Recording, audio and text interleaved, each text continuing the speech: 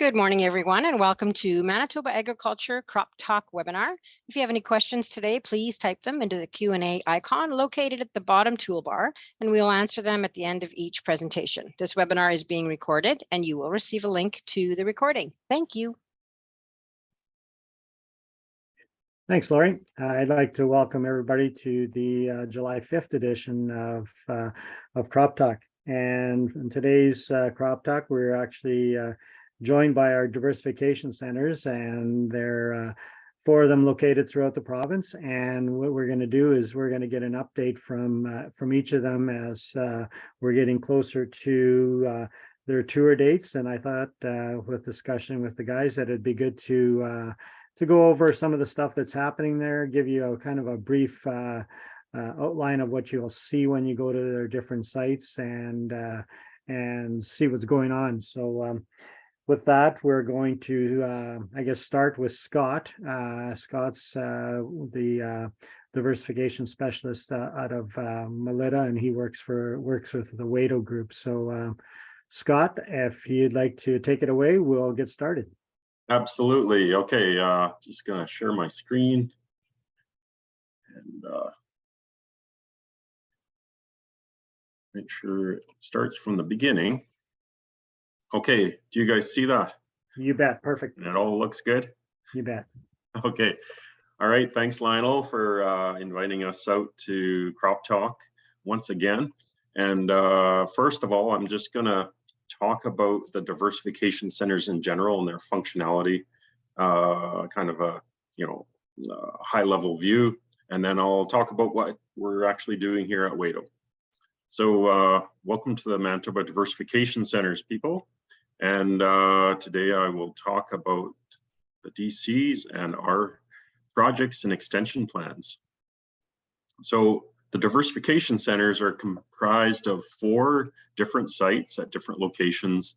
We have MCDC, Canada Manitoba Crop Diversification Center, that is located in Carberry.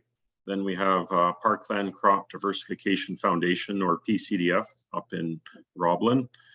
We have Prairies East Sustainability Agriculture Initiative, or PZA, up in Arberg. And then down here in Melita, we have Wado, or the Westman Agricultural Diversification Organization. And we are funded by the Agriculture Sustainability Initiative by the province of Manitoba. And there's a bilateral partnership with what's now SCAP, I guess, Sustainable Canadian Agricultural Partnership. Just to kind of map it out here in Manitoba, we're kind of all over the map, which is great when it comes to research, because what happens in one place doesn't mean it's going to happen in the other, and that includes weather and pests, different conditions, soil types, that sort of thing. And that really strengthens the research because we get a variety of conditions. And without the teams at each of these sites, we really wouldn't have much to talk about. There's a lot to do, especially when you have dozens of projects at each location. Without these guys, they're the ones that are actually, pulling the weeds and picking the rocks and taking most of the data. Well, us specialists usually are sitting at our desks and trying to organize it all, keep it straight. So what we do is applied crop research. So this is a little further on down the stream from basic research. So applied is when maybe we have a concept that's already proven, but it just needs to hit the field and be extended to the farmers. And so we do small plot work, or sometimes on-farm research. We have diversified crops. We can do cropping systems and rotations, like intercrops. We have pilot scale collaborations with, maybe some startups. We have the variety trials, which you generally see in the Seed Manitoba publication, where you can choose your newest and brightest variety.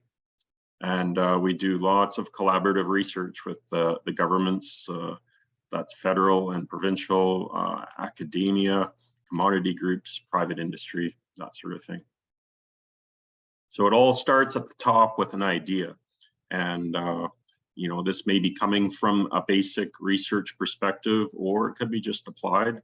But then what we got to do is do the research, do the applied research, transfer that knowledge to farmers at field days, and then finally, hopefully, the farmers are persuaded enough that it becomes an adoption on the farm, and you know, we can maybe increase income or reduce our risk on the farm. And we get input from all levels, all these levels, which go back to the original idea, so that we can improve it once again using the scientific process. We have some different needs and challenges, and then we need to find some common ground too when we're working with all the different groups. So if we're stuck in the middle there as diversification centers, we're working with you know, our provincial priorities and their strategic plan. Each diversification center has a board, and so they are sometimes comprised of industry, but most often it's farmers who are on the board, and they have different priorities as well. And so they have a lot to say with what projects come out. Then we have educational institutions, Agriculture, Agri-Food Canada, other institutions like Food Development Center or PAMI, MDFI, just general farmers and industry. And the commodity groups and different clusters all have strategic initiatives, which are all kind of taken into consideration when we're thinking about projects.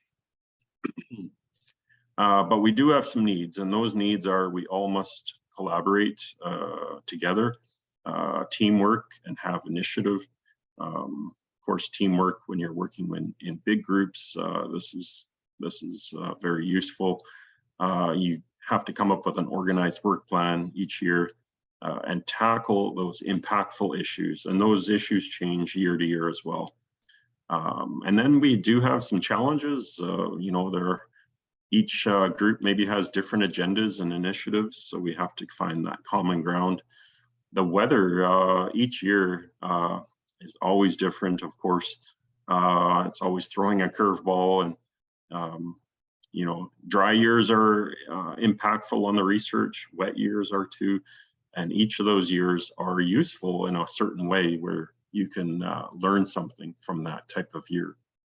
Staff retention has always been one of those things that I think that goes for any business or any institution. Client connection, we always want to connect with farmers. That's always a challenge because everybody's so busy. And first of all, we have to find that common ground, which between the centers and all the institutions, which reduces the overlap of research. If there's other research going on, why don't we collaborate rather than working against each other or just doing something without even knowing if we can strengthen and work together, our data sets actually get much better. And within each group, we have different skill sets. Even my staff have different skill sets, and if we can strengthen those and leverage those, everything works better. So that is work smarter and not work harder. So we've started to engage on a way of selecting projects, which hopefully we can increase the impact for the province in general and farmers. And so we've started this process called a letter of intent, which in about November, we ask anyone for ideas or projects that they would like to see at the diversification centers. So these are basically for new projects, not existing ones.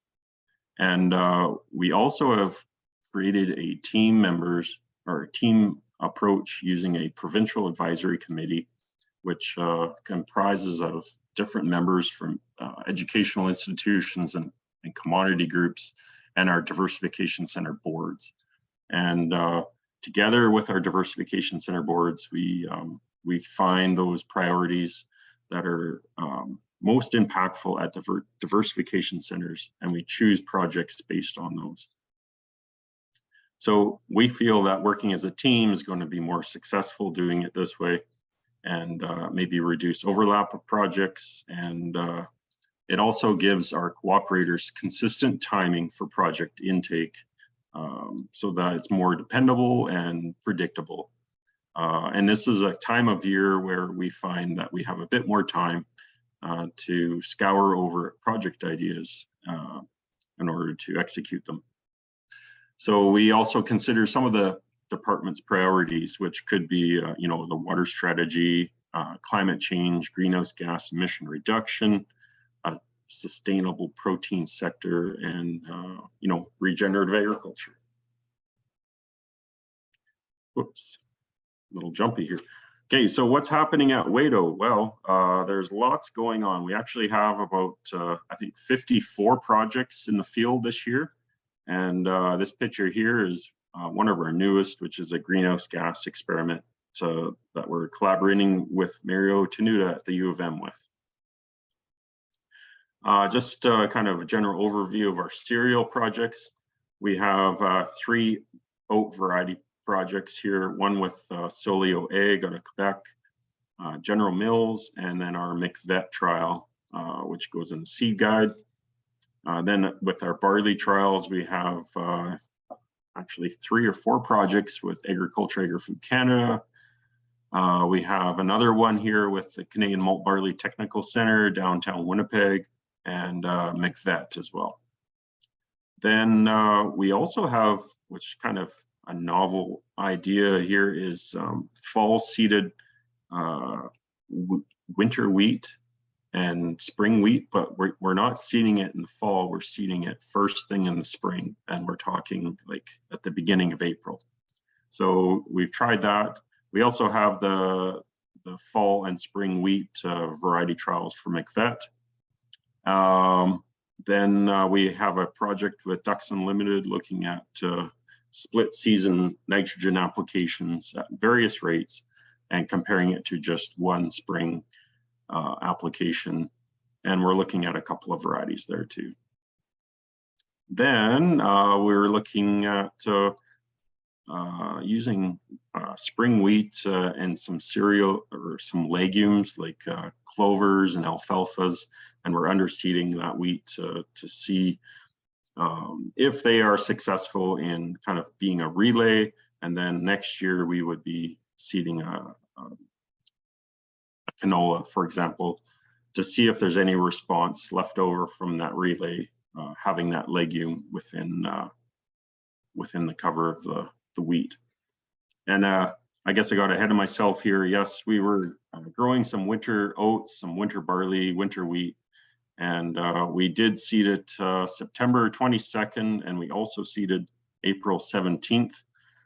And I have to say that the winter oats and the winter barley that were seeded September 22nd, they died. They just couldn't make it through the winter. And then we seeded those again April 17th, and they actually didn't vernalize. So they're just sitting there kind of like grass. As compared to last year when we seeded April 8th, I believe it was, it did vernalize and they did head out. So I guess there's a fine line there that we found in vernalization. Looking ahead here with corn, we have the hybrid corn variety trials, which is in cooperation with Daryl Rex at the MCA, and that will be in the McVet seed guide. And we also have a couple of livestock cover crop projects I'll talk about a bit later. And you can see in the photo on the right here, you can see we have wide row corn for some of those livestock cover crop projects, and that's to potentially have some more sunlight going down into the canopy with our cover crops, and talk about those a little bit later. With oil seeds, we have a linseed co-op. This is with Dr. Benjamin Taryn at the breeder at Egg Canada in Saskatoon. Daryl Rex here, he got us a flax seed treatment project, which I believe we're using Ensure Pulse on and trying that out. And we have our sunflower variety trials with confectionery and oilseed types. That'll be in the seed guide as well. Then with Mustard 21 and Agriculture Agri-Food Canada, we have yellow, brown, and Juncea mustard trials, both here in Melita and Reston. They look actually quite fantastic this year. Then we had a camelina, a winter camelina adaptation project with Julian Heath at up in Saskatoon. It's actually quite impressive, and given the photo there, that's the camelina in the spring coming out of winter. It's, you know, looking not too bad, but right now it's only about 1 week away from harvest, and I wish I had that photo up there, but I don't. We also have a greenhouse gas study, like I'd mentioned before, in canola for this year using nitrogen inhibitors. So we're just kind of checking in on those inhibitors, making sure they work, and we have them kind of set at different nitrogen rates within the canola and comparing it just to untreated urea. For the pulse projects, we got a couple of projects here with Kristen McMillan out of the U of M.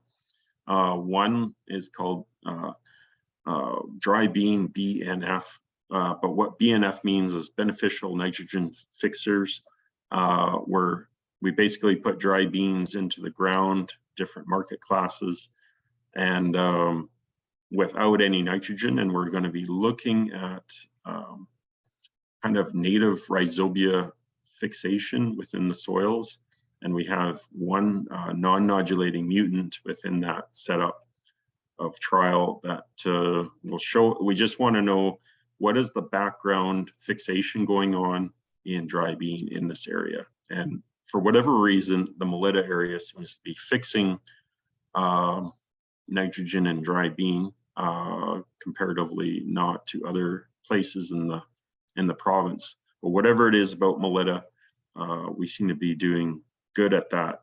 But then we also have this other project looking at inoculant with different nitrogen management regimes using fertilizers. So, you know, maybe we have to use both inoculant and nitrogen, but this is the question we're trying to answer.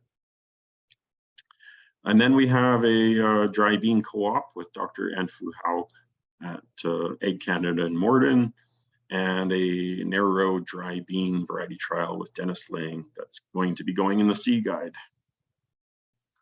For peas, we have the variety trials here with Dennis Lang again going into McVet. And within those samples go to the U of M to Dr. Jim House, who has a protein project as well.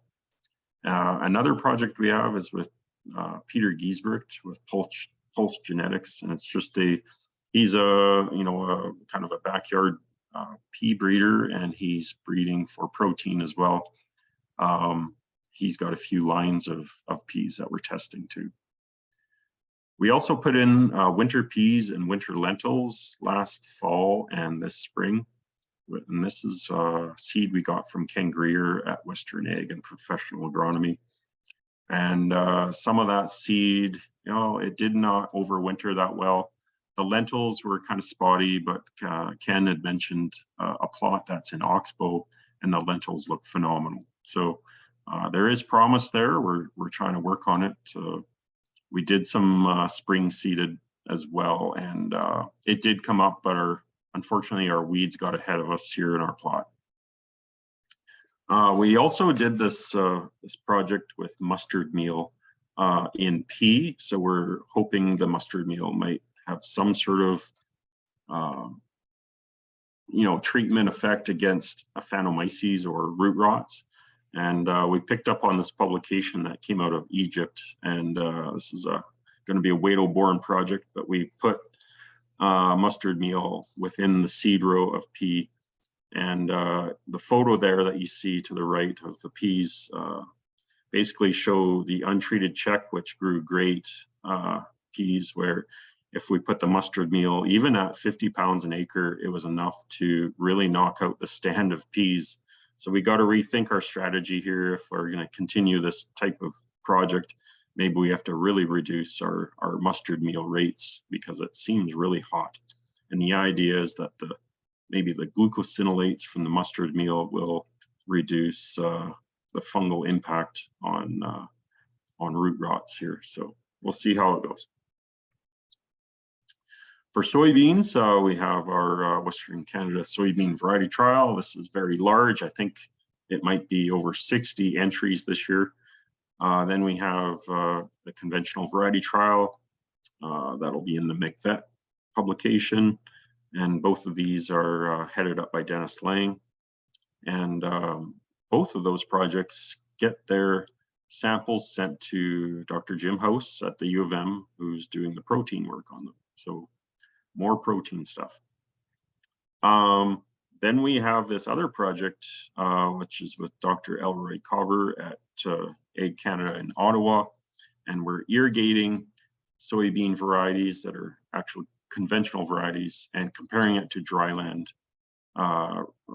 within the same field. And we're trying to crack this this protein issue we have in Manitoba with our imbalance of amino acids.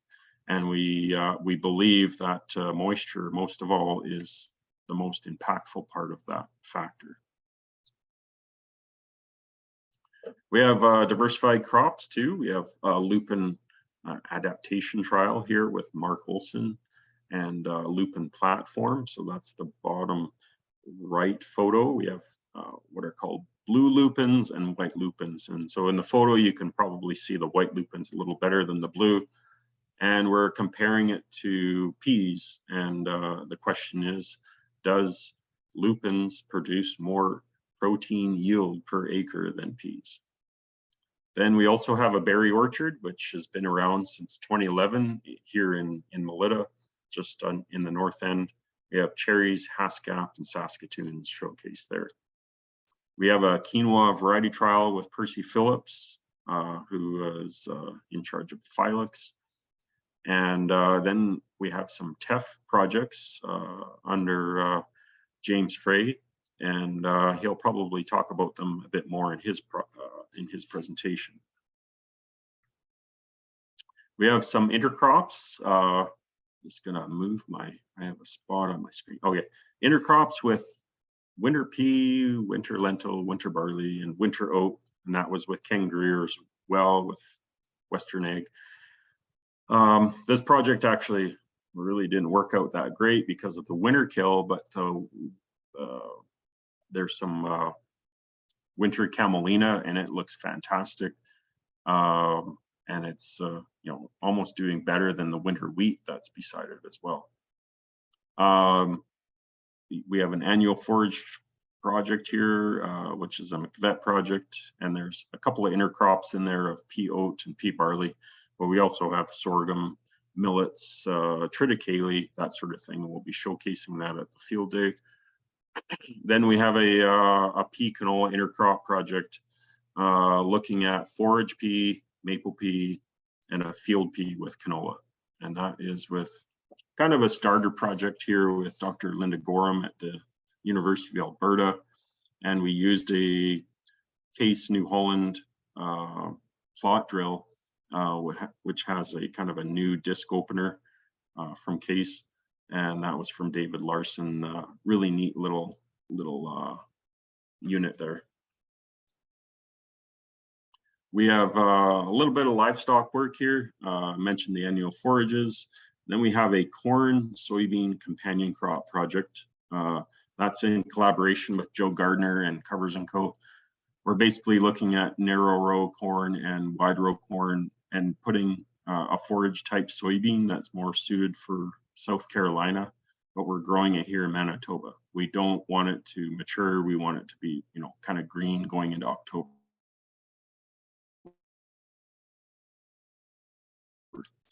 So we're looking at the feed values, the biomass production for that. And finally, we have a cover crop project with different covers, such as crimson clover, hairy vetch, perennial ryegrass, Italian ryegrass, and I can't remember the other one. Oh, radish. And we have that under wide row corn as well. So our extension plans for kind of this fiscal year, of course, CropTalk is the top, but that is just about to be over for me. And then our Wato Field Day is going to be July 19th, and it starts about 9:30 in the morning for registration, and you know, kind of a hard beginning at 10 o'clock in the morning with presentations to follow. We have a free lunch, and it can spill into the afternoon too. This year is a little different. We're going to be kind of traveling from site to site within about a 2-mile radius. So it's sort of a mobile tour. And moving on, I'll be probably presenting again to the Agri 1600 U of M students. They always get me in to talk about novel crops or the future of farming or that sort of thing. We have the agronomist conference. Love to put a poster in there in December. Ag days, we usually put a booth up, and Crop Connect, same thing, a booth. We'll have our Wato annual report, which usually comes out in March. And don't forget to read last year's report, which is online right now on our Diversification website. And we usually end up in several publications. You know, if it's Western Producer, Top Crop, they're all great, great publications. So with that, if you need to contact me personally, there's my cell number, or email is great too. And you can always look at the website. Follow me on Twitter, Scott Chalmers 15. And that's it for my presentation. If there's any questions, I can take them now, or we can wait till the next and do them all at the end. What I'll do, Scott, maybe is I'll ask you the questions now. This way we got your screen up in case we need to go back to anything. Yeah. First question is regarding your winter crops. And I guess the first question was, are you looking more at winter barley or oats as an actual fall seeded crop? Yeah, so we did both. We looked at the fall seeded crop, and to be honest, I wish I was seeding a little earlier than September 20th. You know, I think these more tender winter crops require a more early jumpstart than maybe our winter wheat or rye. They didn't make it through the winter this year, and we were looking at the Winter Wheat Workers website, which looks at weather models, and we could tell it was failing. And I think it was the end of February. It was struggling to survive based on the model.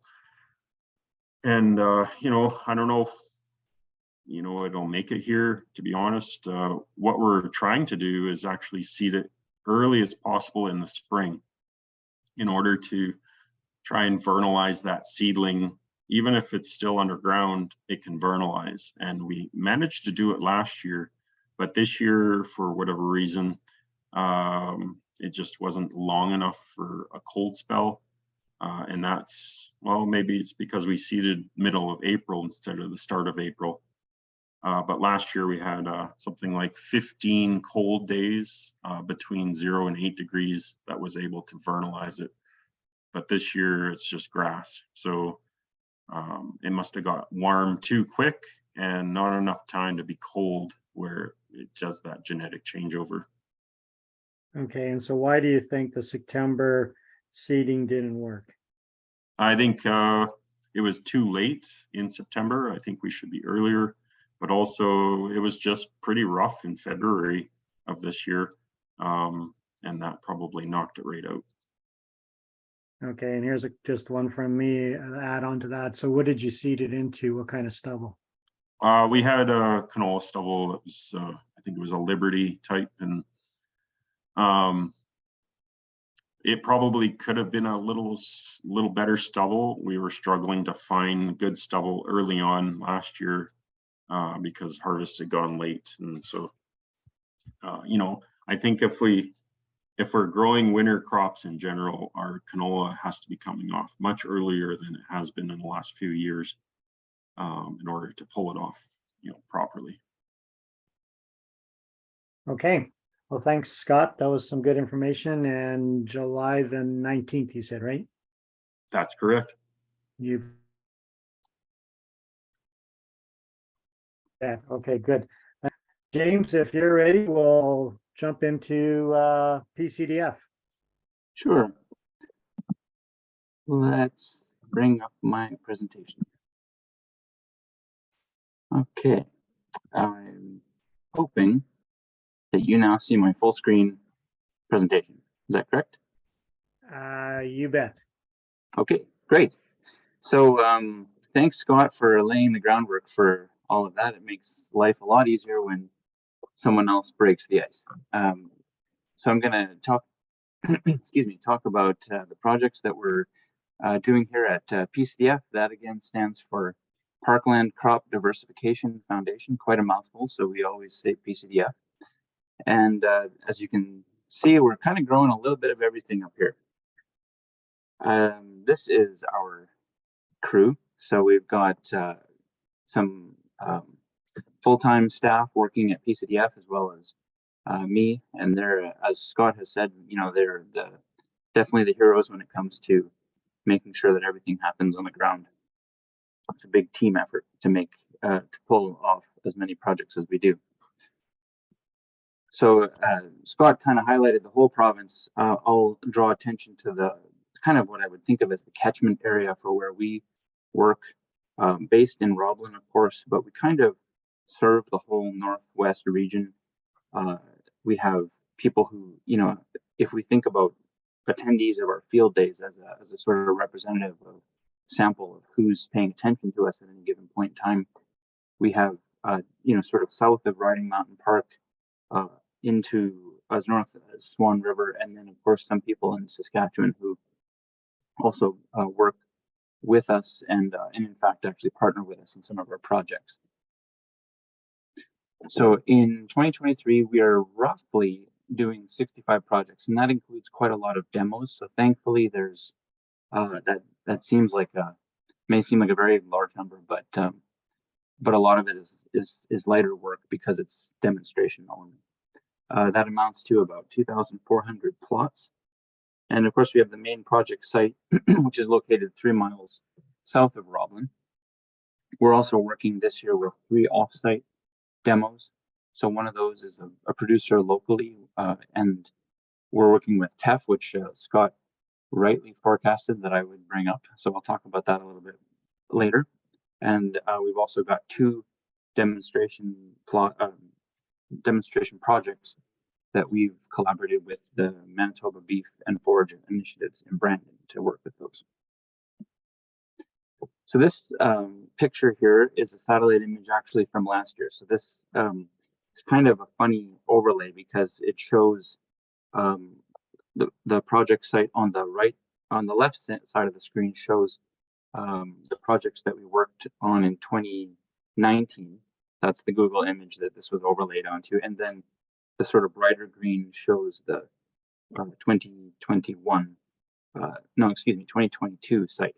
So we actually kind of have a drone imagery of 2 different crop years, and gives you a good sense of the scope of what we do. So, you know, there's thousands of plots represented in here, and quite a lot of, in addition to the actual data collection, there's also just a lot of maintenance that goes into keeping these plots on shipshape and making sure they reach the end of the year.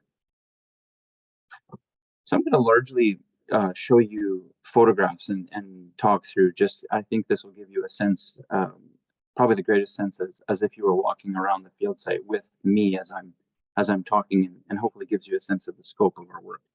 So this is an image taken from the corner of a large oat block. And we're looking, you can see the shop in the far distance.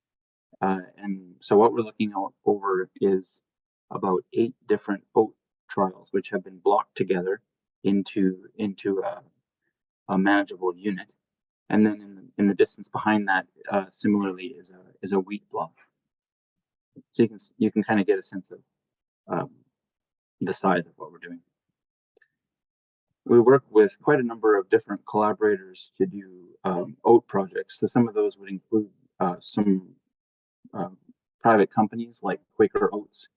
We do work with them to identify varieties that they have put forward into a trial, and often those are coded entries, so we don't know the specific identity. Alternatively, we work as well with McVet, the McVet program, for example, where we do know the identity of those entries, and those are going to, as Scott pointed out, with McVet, they will end up going into the Manitoba Seed Guide. So those are really quite public in nature. Here as well is a view of the wheat and barley projects. So we have wheat in the immediate foreground, and then the barley is in the back.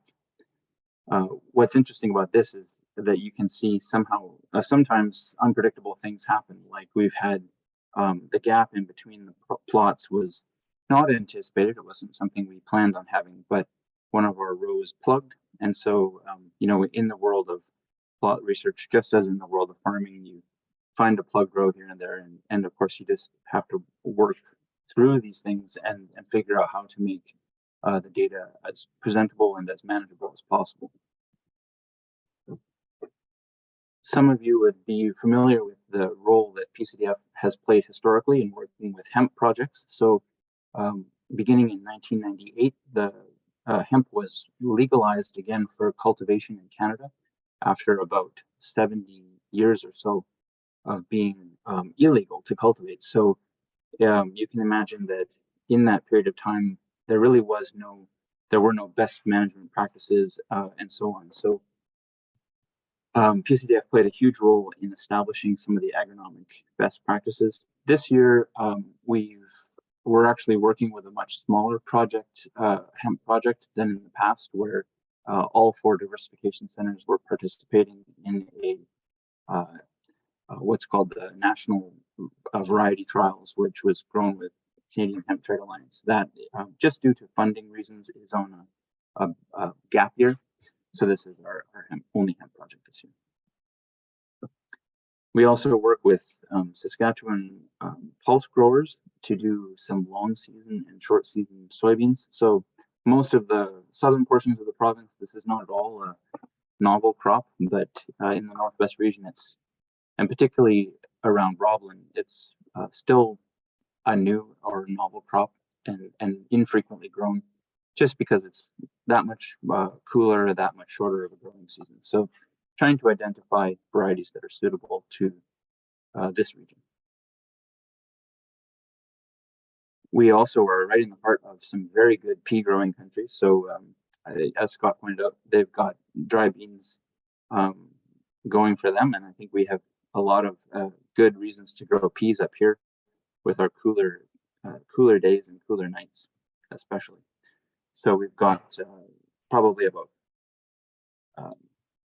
400 or so pea plots this year, quite a big chunk. Related to peas, we've been playing around with the idea. This is a demonstration that is showing winter wheat and then intercrop with peas. So given that there's the tendency, especially with some cultivars for winter wheat, to not establish well over the winter or to have winter kill, we've tried throwing some peas in there in the spring a couple of years back, and it did very well. So what's exciting about this idea is that it can help to make use of a somewhat marginal winter wheat stand, one that might not have been worth keeping, or would have had a lot of gaps in it.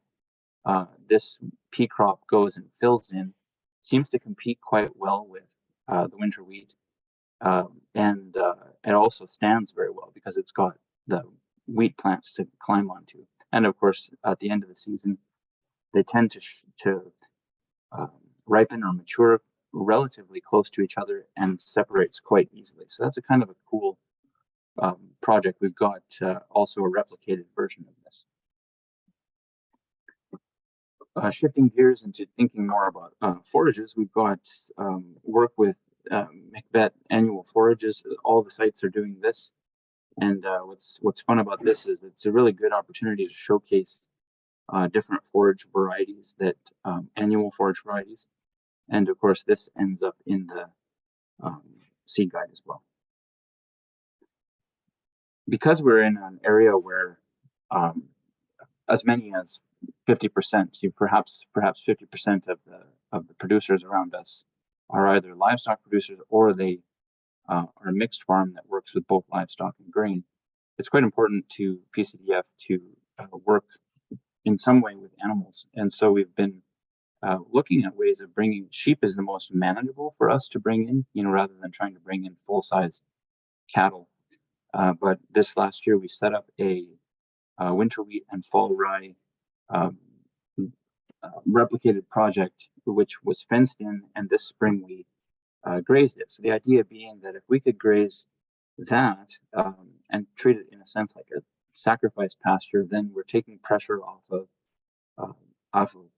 more long-term pasture for producers. And just to throw a factoid out there,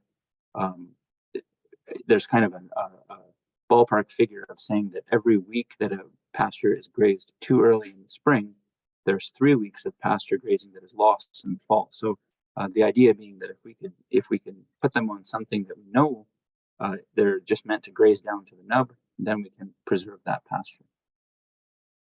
So here is that same paddock later on, and you can see I've actually had to go back and basically worked up everywhere that there was winter wheat. They ate it down to the point of killing it. The fall rye, on the other hand, they ate the leaves off, and the stem and the head grew up. And because a lot of the photosynthetic capacity of rye is in the head and the stem, as much as 60% actually, there's a good chance that this rye may not yield too badly. So it's an interesting thing to play with. Here's a picture of chicory.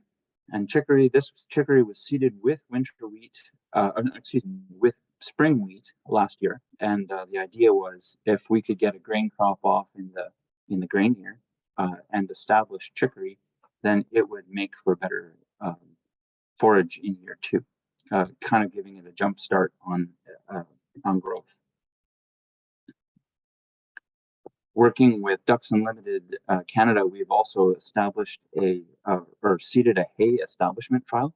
So this was just seeded about 10 days ahead of the photo. So, it kind of looks relatively unimpressive at the moment, but we've seeded different hay varieties, and we're going to be looking at different management practices, including applying phosphorus with it at startup, or different rates of oats. So it's a way of looking, making ourselves relevant to livestock producers. Here as well as some forages that were swathed following. These were all seeded with grain crops last year, and as you can see, the forages established quite well in the presence of the grain. The grain yielded very well, and so this is, again, it's just kind of a neat way of integrating the two systems and kind of taking advantage of the short growing season that we have. And as promised, I would like to talk a bit about teff now. The teff is quite a new crop to Manitoba, and originally it's from Northeast Africa. It's grown as a grain crop as well as a forage crop. So primarily in North America, it's grown, I would say, almost exclusively as a forage crop, although there is limited grain production in the US. It is a heat-loving plant. It's what we would call a C4 plant. So like corn, it really loves hot, warm days, but it seems to grow quite well in a with low moisture levels. So very high protein values.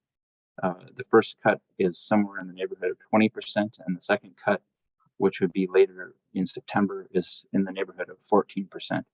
And even after grain, the straw is still relatively high at 11%. We've been looking at intercropping teff with other forage and grain varieties. So here's a photo with wheat, barley, and oats. And it's in the first year we've done this, so the jury is still out on whether it works, but the hope would be that after the grain crop or the forage crop has been taken off, there would be some regrowth of the teff, which would allow for some late season grazing and boost the protein value of just putting the animals on what would otherwise just be straw. Here's also a little nursery that we've been trying to grow some new varieties of that are otherwise unobtainable for us in the seed supply. And lastly, I think this is my last photos. We have a project which is going on with the University of Manitoba, and a master's student who's actually working with PCDF as well, looking at intercropping forages and wheat, looking at that kind of in a longer term rotation to diversify what we know to be a very short rotation of wheat canola. Because then once this wheat has been taken off in year 2, a very light herbicide application will go onto the forages just to stunt them, and then seed canola in there. And so the interest is to see how those two crops respond in the presence of the forage, and also how that might reduce nitrogen requirements in the canola crop, potentially also mitigating some pest problems. So there's a lot of angles, but something to watch for in the future. So I'll just also plug our field day, which is going to be August 2nd. If you live in the area, or if you're up for a long drive, come and take a look. We would love to have you here.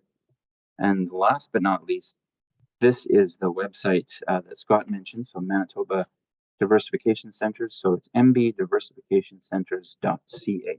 Check that out, because that's where we put all of our reports and quite a lot of other information.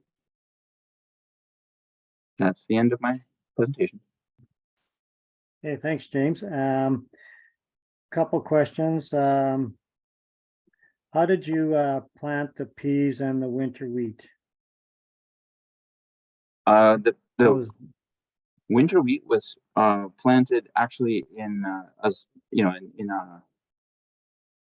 I guess middle of September, and we seeded it with our 5-row plot seeder. Although sometimes accidents are not always a bad thing. So as it turned out, one of the hoses was not actually connected in the seeder, and so it basically meant that 20% of the seed was just getting dribbled on the ground. So that actually reduced our plant stand, and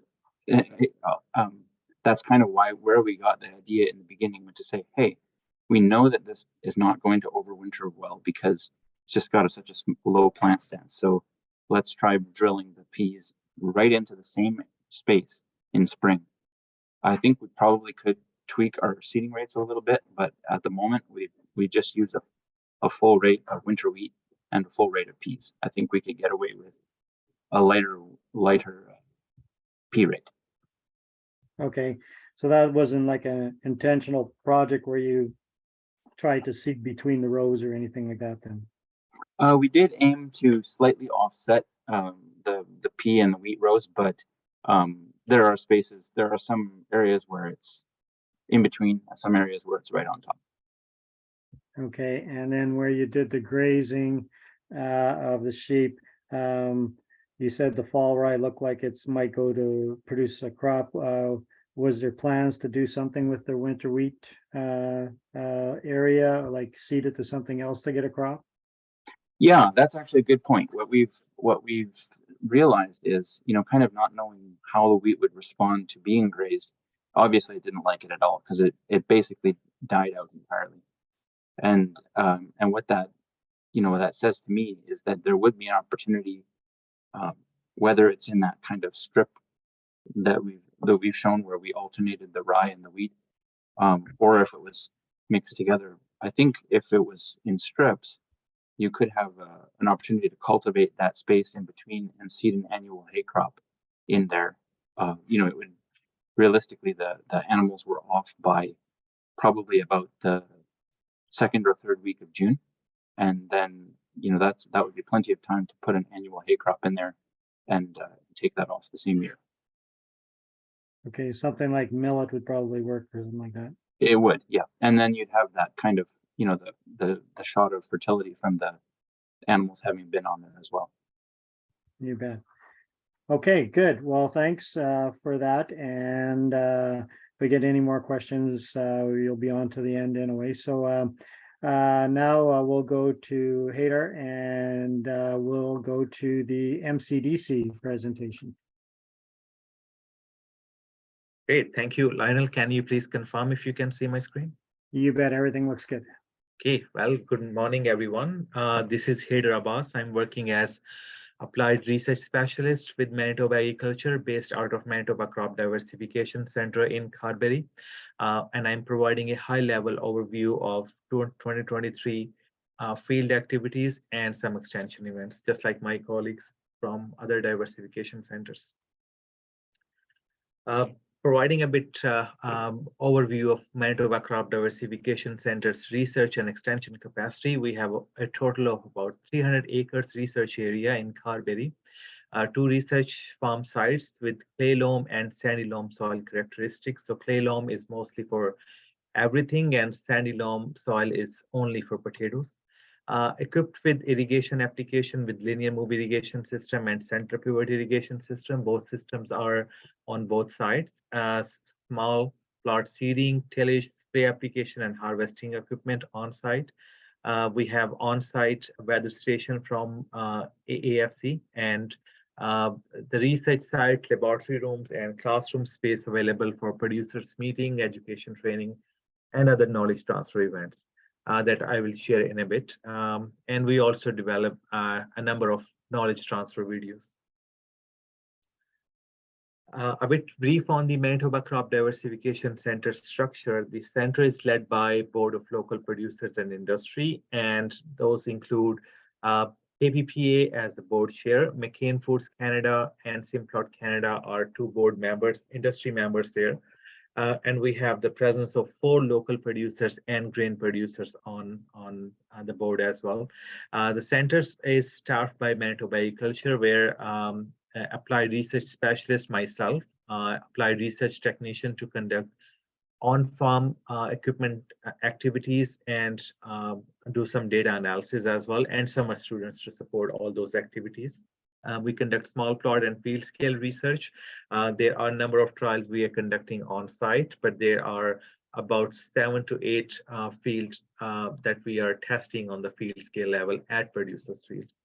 And knowledge transfer and extension is part of the MCDC mandate as well. The research focus for Manitoba Crop Diversification is sustainable potato production, irrigation management.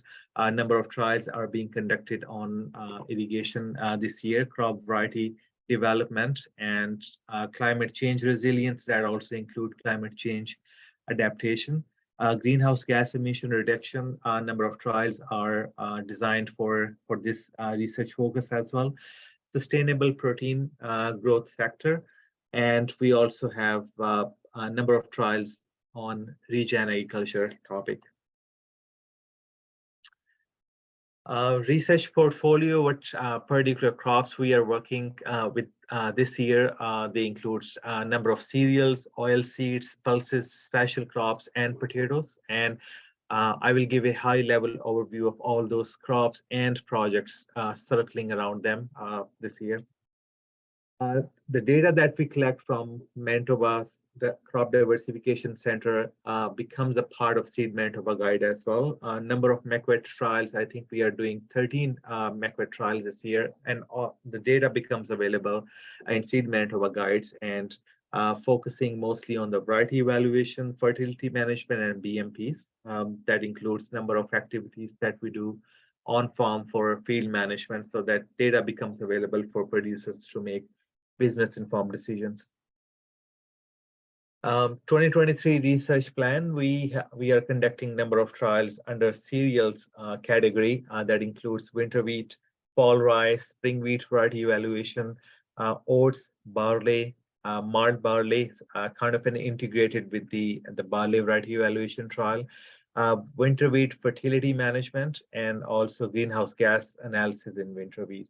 A number of trials that I listed here, they are happening at all diversification centers. So they are performed in different parts of Manitoba to track their climatic resilience, that what variety works best in what climatic conditions. Corn is a big profile at MCDC. We are conducting about 1,800 plots only for the corn category. That includes evaluation of corn for Gauss's wilt resistance, and that's the only one nursery in entire Manitoba with the characteristics that we have at MCDC. Corn variety evaluation testing with Manitoba Crop Alliance and corn advanced breeding material and other trials in this category with Mazex Canada. Under oilseed, we are conducting flax variety evaluation, flax seed treatment, new initiative this year with Manitoba Crop Alliance. Sunflowers, confectionery, and oil varieties are also part of the program. And this year we started a new trial, greenhouse gas measurements in canola. So that's also one of the initiatives this year. Under pulses and soybeans category, we are conducting field piece variety evaluation. Different varieties are being tested for their yield and protein potential. Irrigation and drought management in soybeans, that's also part of the program this year with Agriculture and Agri-Food Canada. Under special crops category, we are conducting quinoa, mustard, and hops trial. So quinoa is mostly the variety evaluation, how best it's doing under carberry soils. And for biofumigation, we are testing it for potatoes, that how nicely biofumigation could resist the chemical fumigation to save some dollars on chemical fumigation, but also give some soil health and cover crops properties to the soil. Under forages category, we are conducting the same trial that other DCs are conducting, annual forage test. Hemp cereal silage intercropping, pea cereal silage intercropping is the 4th year at MCDC. Many producers in the area are getting benefited from these two trials and adopting them at their field just as a cover crop and also as a forage option. New to MCDC this year, TAF test for the field quality and seeding rate, and we also have alfalfa forage trial. And James Fry gave a very detailed overview of those TAF trials, and that's something the duplication or replication of those trials at MCDC, that how best they are performing in this climatic region. Potatoes are a big profile at MCDC as well. We are testing herbicide injury in potato production. That's also a demonstration that we are having this month. I will give a bit brief about that in a minute. Mustard biofumigation to control verticillium wilt. That's just, again, for different management practices that we apply on biofumigant mustard to test which mustard is the best for the biofumigation purpose. There are a number of mustard out there, but not all mustard are biofumigant mustard. So we are testing their ability to see their characteristics, that if they are viable option for biofumigation, because they also provide a cover crop and soil health building property to the soil as well. Nitrogen dynamics within the potato root zone. As potatoes are grown mostly on sandy loam soil, and there's a high infiltration rate with the low water holding capacity and water retention capacity. So with the water, when it's filtering down into the groundwater, there's a significant potential of losing your nitrogen as well. That's a very big part of the nutrients management in potato production. So we are testing that how we can minimize that with different fertilizer options. For example, we are testing urea, ESN, Super U, and other inhibitors in that category to see which one works best. Controlling soil erosion in potato farming system. Again, potatoes are grown on sandy loam soil. There's a high level of erosion effect there when we are doing hilling, especially because we cannot do no-till potato production. So there's a lot of disturbance to soil, and when it comes to sandy soil, it's prone to soil erosion quite a bit. So we are testing different categories there. variable rate irrigation system that's new to MCDC again, or redoing that after a number of years. We got a new system at the potato production site so that we can test this category as well. This technology will facilitate lower use of irrigation water so that we have more acres in available irrigation system. MCDC is holding its annual field day on August 9. That's on Wednesday after the long weekend. So we have a detailed agenda on that I'm presenting here on a separate slide. We start at 8:45 where registration and copy starts, and at 9 a.m. The real program will start with opening remarks. From 9:10 to 10:30, we are covering mostly best management practices in potato applied research. Let's start with potatoes small plot and field scale research from MPEC, which is Manitoba Horticulture Productivity Enhancement Center, working again at MCDC. Then Kayla Moore from AAFC is providing an overview of Assiniboine Delta Aquifer groundwater recharge study that started in about 2019, and that's kind of a wrap up of the study at this point. I'm also giving a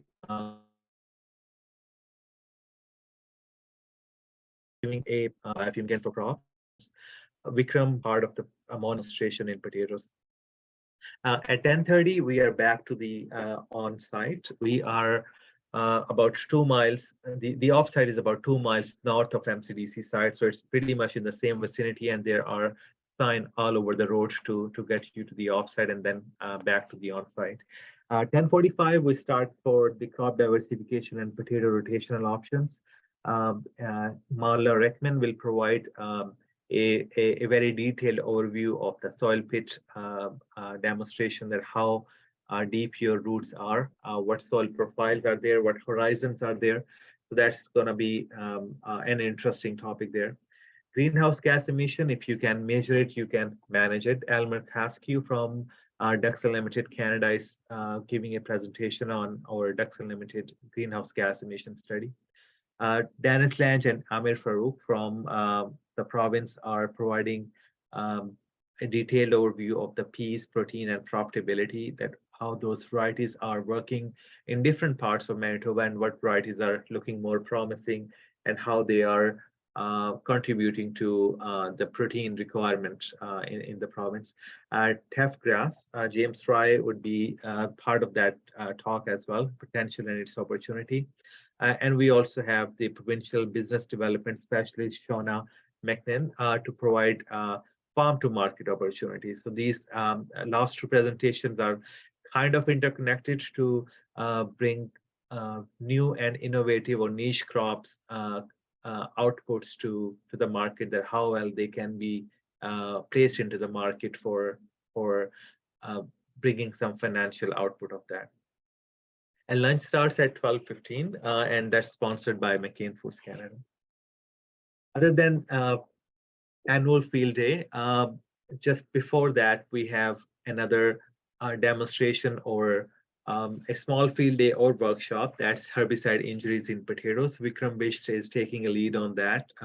That's on July 21st. It's Friday, 9:30 to 11:30 a.m. Again, on the off-site, where the potatoes are seeded mostly.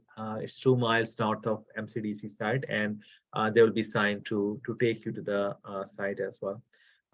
Giving a bit overview of this particular demonstration, that we seeded this trial in 2022 and received the yield from 2022 and seeded again that seed in 2023 to see how bad impacts are, or how resistant your variety is to herbicide damage. So if we have a herbicide drift, for example, or if it's something unintentionally non-targeted application due to drift sometime, and then how it's going to affect your current year's yield and how it's going to impact your coming year yield, because this year's yield would become a seed for next year. So that's something we're gonna see. And also we seeded a number of row crops beside that to see how that damage affects cover crops, row crops as well. For example, wheat, canola, soybean, and corn, how they are gonna impact with this herbicide drift. Again, it's on July 21st, and coffee and baked goods would be served on this event. Other than that, a high-level overview of 2023 extension events include on-site. We have a number of extension workshops. Potato Scouting School is one of them that's facilitated by Potato Group on site.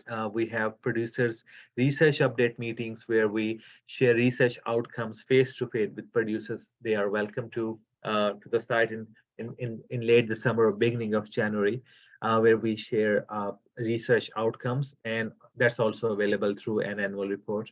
Academic tours, University of Manitoba and Assiniboine Community College come every year with their students to show them how the applied research looks like on a small plot level at Diversification Center. Virtual extension events include knowledge transfer videos that are uploaded at YouTube. DCs have their own Twitter handle, and we also post our news and other stuff at website as well.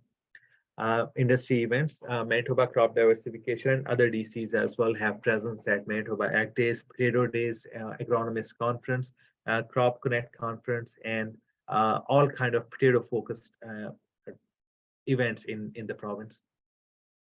2 to 3 publications that come out of MCDC are annual research report, annual extension report that provides that's a brief version of the research report with pictures and throughout the year activities, and monthly newsletter are also part of the publication from DCs that capture the monthly activities of each DC.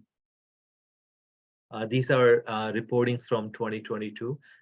The extension report is on the left-hand side that gives a very high-level overview of the right-hand side report. That's a detailed statistically analyzed data that gives recommendation of what is working and what is not. And that's the set of newsletter that are published every month from Diversification Center's platform. They are also available at Diversification Center's website, and they can be you can subscribe for those newsletter as well by sending an email at info@mbdiversificationcenters.ca. That would be the email address would come at the end of the presentation as well. Website and social media platform. Again, we have website that's mbdiversificationcenters.ca. At Crop Centers is the Twitter handle. And at YouTube, if you type Manitoba Crop Diversification Center, the first link would be Crop Diversification Center's YouTube channel.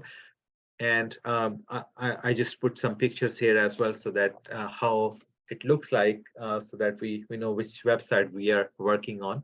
That's Manitoba Crop Diversification Center's homepage. That gives the overview of MCDC, PCDF, PISA, VEDO, and also newsletter just beside that. Upcoming events are also uploaded at Diversification Center's website. That's on the bottom right-hand side. This is field days, right, starting from July 19 going up to August 9. And then individual field days, for example, VEDO and PISA are listed there. And if we press next, it will show other diversification field day as well. This is Diversification Center's YouTube channel. That's the most latest picture from the channel right now. And the latest video was uploaded 8 months ago, as you can see. And this is from 2022 growing year. And now in 2023, we'll be recording more videos to put on there. Right now, we have 63 videos that are at YouTube channel, and they are also linked to the Manitoba Crop Diversification Center website. This is Diversification Center's Twitter handle. They include all kind of extension events happening at DCs, all kind of featured updates from different DCs. For example, the VEDO field day, if you can see on the bottom, is there, and others too. It's just the top of the page. Again, my contact information, it's my first name and dot last name at gov.mb.ca, and my contact phone number is 204-247-0768. Please feel free to contact or visit the site if you are in the area. I will take question in the end. Actually, my colleague from Prairie East Sustainable Agriculture Initiative, PISE, isn't available today to provide PISE's field day and 2023 growing season activities. So I'm just taking a lead over there. Staff at PISE includes some technicians and students and applied research specialist. Again, Nirmal Hari is unavailable today, and I'm presenting on his behalf. And then we have at PISE, we have 2 to 3 technicians and then some summer students as well working this year. PISE has 2 sites. One is a bit in the north of that region in Arburg, and then the second site is Bossiger. A number of trials are conducted at Arburg and Bossiger. Some are repeated at both sites, and some are just particular to one site and based on the region specific needs there. Some challenges at PISE this year are dry conditions that have been prevailing at PISE quite a lot this year. In PISE site in Arburg that did not get enough precipitation this spring, and extreme dry conditions continued at the site. The site received 142% of growing degree days during May 1st to June 18, and that condition is still going on until July. During the same period, the site had only 19% of the normal rainfall. That's a significantly low number compared to last year's. The dry spell resulted in poor germination in quinoa, teff, berseem, clover, and canola plots. Other trials had good germination, but plots are suffering growth-wise due to lack of moisture, and many plots have been irrigated to save them from drought conditions, but again, in the limited resources. But irrigation number of trials are significantly higher than the irrigation water availability, plus the equipment can be transferred to a number of trials but cannot go to each trial there. Other than that, PISE is also equipped with tile drainage that is providing them ability to do some subsurface irrigation. And again, subsurface irrigation collect the water when there is more rainfall to go into those tiles. If there's not much rain, then subsurface irrigation is also become unfunctional in a way. So that's the biggest challenge PISE is facing right now in Arburg and both sites. Okay, that provides a bit overview of 2023 activities at PISE, and the site name is mentioned in front of the trial. And again, these are a number of trials that are placed at different diversification center, and that's also part of Arburg and Bossiger sites. So winter wheat, fall rye, soybeans, conventional soybean, spring wheat, barley, oats, green corn, sunflowers, annual forages, silage corn, peas, and flax are part of the program from MECVET and other trials, and this data becomes available in Seed Manitoba Guide as well. That's also provides some other trial that Diversification Center is doing currently, and they are mostly at the top one are in Arburg and Bossiger site, and the bottom one only in Arburg. Pulse project for 2023 include peas, soybeans, and soybean variety trial, and they are also part of other DCs. Peas on site at Arburg, that's also an experiment at all 4 diversification center. Then other number of trials and collaboration with the University of Manitoba. Special crops category for PISE includes quinoa variety trials, soil temperature measurements on tiles, subsurface drainage effect on soybean production, collaboration with University of Manitoba, and testing cover crops in tiled land for reducing nutrient runoff, collaboration with University of Manitoba. Under the oilseed category, Bossiger is conducting sunflowers trial, and also linseed flax trial. That's part of the Bossiger side. Greenhouse gas emission in canola with nitrates inhibitors. That's part of all 4 diversification center. Then collaboration with Manitoba Crop Alliance for flaxseed treatment trial, also part of Manitoba Crop Diversification Center. And there's a demonstration that ARBUG is hosting for sunflowers at their site. Under forages activities of annual forages, CCAN forage variety trial, a new trial at PSA this year, corn legume companion cropping, and TEF evaluation, that's collaboration with PCDF. Corn projects are also part of ARBUG program, McWet grain corn and McWet silage corn. So based on the growth in the area, Bossiger is mostly doing the grain work and ARBUG is mostly doing the forages work or silage. So that's how these programs are categorized there. Nutrient Ag grain corn is part of Bossiger program. PSA is putting together a number of extension activities this year. First of all, their annual extension event or field day, July 25th. Soybean crop tour on September 23rd, 2023, but the date is not out yet. Ag Days and Crop Connect Conference, PSA has presence there too. And Broken Head Ag Conference that also happens in February 2024. When the date would be available, it would be posted at Diversification Center's website and Twitter handle. This is PSA's crop tour. The program starts at 9:30 with registration and coffee. From 10 to 10:15, subsurface irrigation strategies through tile drainage from UFM speaker. From 10:20 to 10:40, there will be another talk on soybean herbicide timing. Another 20 minutes after would be on 2023 flax trial in Manitoba. Morgan Cott from Manitoba Crop Alliance is presenting there. And another talk is from Ann Kirk, the provincial cereal specialist, on incorporating legume cover crops in spring cereals. And that's 11:40 to 12 is linking greenhouse gas emissions with nitrogen fertilizers. Manessa McNella from Manitoba Agriculture is providing the talk on that. Lunch at noon, and that's available for everyone. It's free lunch.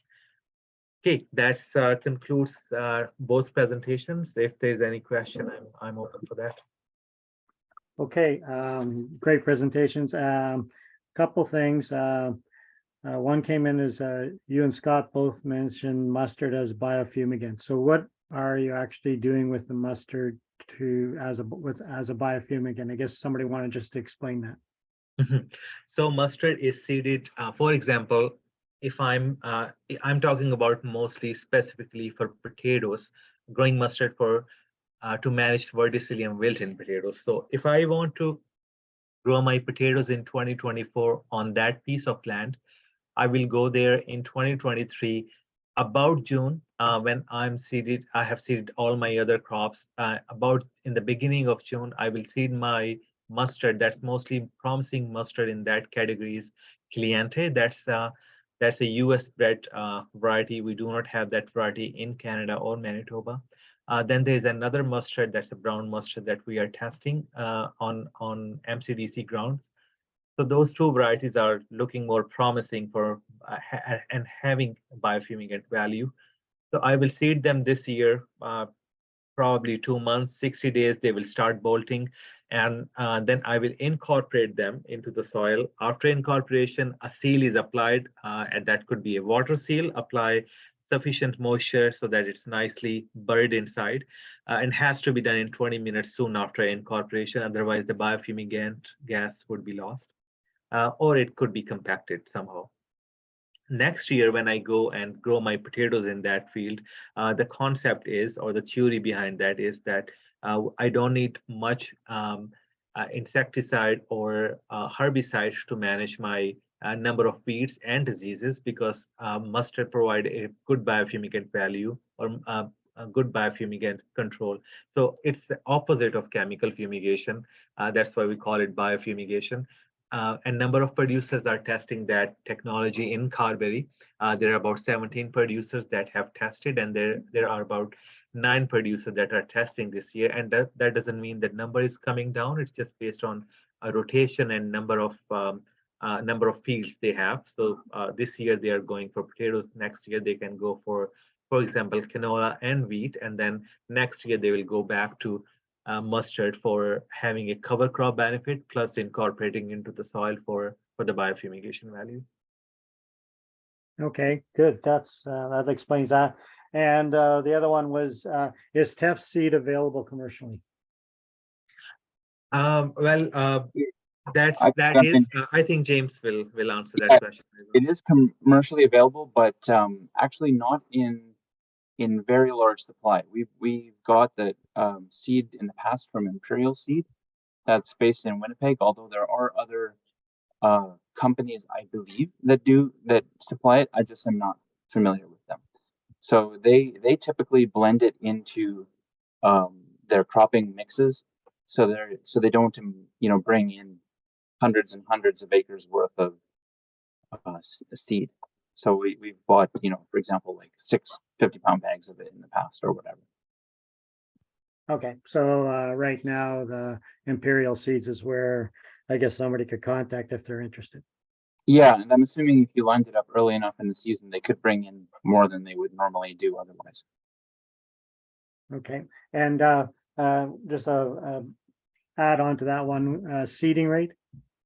5 pounds seems to be the magic number. I think 6 would probably be better if you're going to broadcast it, but 5 does quite well if it's drilled in, and it goes right on the surface. Great, good. Okay, well, that's all the questions I've got for the diversification guys. So thanks again for updating us on your on what's happening at your sites and your events. It sounds like there's going to be some real interesting things going on. So if you're in the area or if you want to travel, like James said, I'm sure everyone is welcoming everybody to come if you want to come to one or all. So definitely, if anything, there's a free meal at each one. So save you the cost of having to make your own meal. So thanks, guys, for coming on today. Thanks everyone for participating. Thank you. Okay, just a couple slides here to go through. Wanted to mention the crop diagnostical started today, so I'd like to first of all congratulate the people that organized it and got it going. They do an excellent job, and once again, it sounds like we're just about sold out of everything. So there is still a few spots for the Farmer Day, so that's this Friday. So if you're a producer that wants to go, Marla told me there's still a couple of spots available there if you want to go. And also there might be still a couple spots as of yesterday. I think there were still a couple spots for the July the 12th. So if you're still thinking of going next week on July the 12th, there still might be still a couple spots, but you could easily find out by just going to send an email to the registrations is right there. I mentioned this last week, and I think again something that's good for a lot of guys that are looking at putting up dryer systems. The Grain Dryer Setup College is going to be in Carroll on July the 11th and in Morris on July the 12th. So definitely good information days if you're looking at setting up a dryer system in your yard. And as I mentioned last week in my travels, I see more and more guys looking at setting up dryers. The field crop production guide, again, still available at your ag service centers. We're getting into the middle or towards the end of fungicide spraying, but so maybe not needed as much for that, but still think we got still some reports of insects doing some damage. So definitely get the book for information on insect control. The crop production extension specialist's contact information is there. Got any problems happening in the field, need a second opinion, give any one of these people a call. They're definitely there to help. as well as the livestock people. We're well into haying season right now. So if you got any questions regarding haying, putting up silage, storage of hay, just give any one of these people a call and they can definitely help you or point you in the right direction. Our service centers, there's the numbers for our MASC service centers across the province. So if you got any questions regarding your insurance, give these offices a call. And that's it for today's Crop Talk. Thanks for attending. Thanks for the specialists from the diversification centers for putting together the presentations. And we'll see everybody next week on next Crop Talk, July 12th.